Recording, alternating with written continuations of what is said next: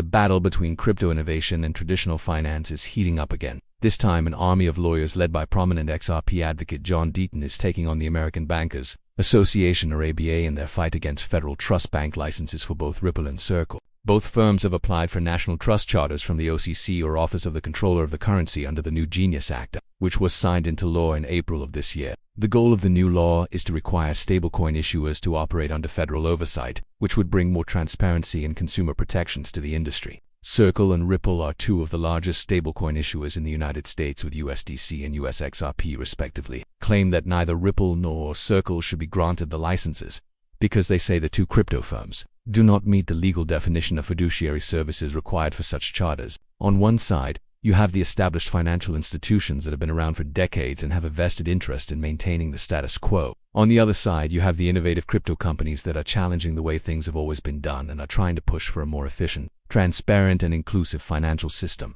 The banking groups also warned of a flood of similar applications from other crypto companies seeking to become so-called digital banks. If the legacy institutions win, then we can expect business as usual with slow-moving bureaucracies and a lack of innovation.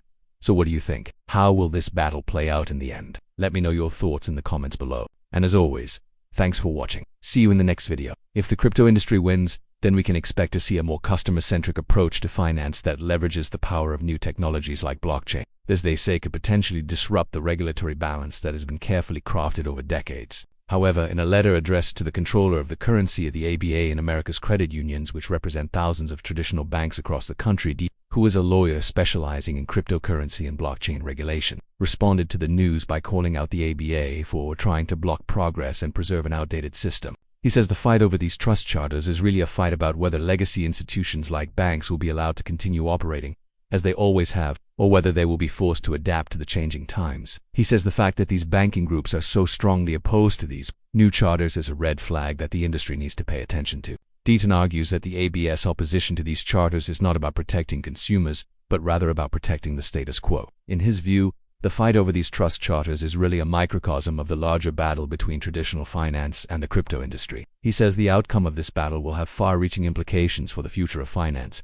This is a battle worth having, and it is one that the crypto industry must win if it wants to usher in a new era of finance that works for everyone.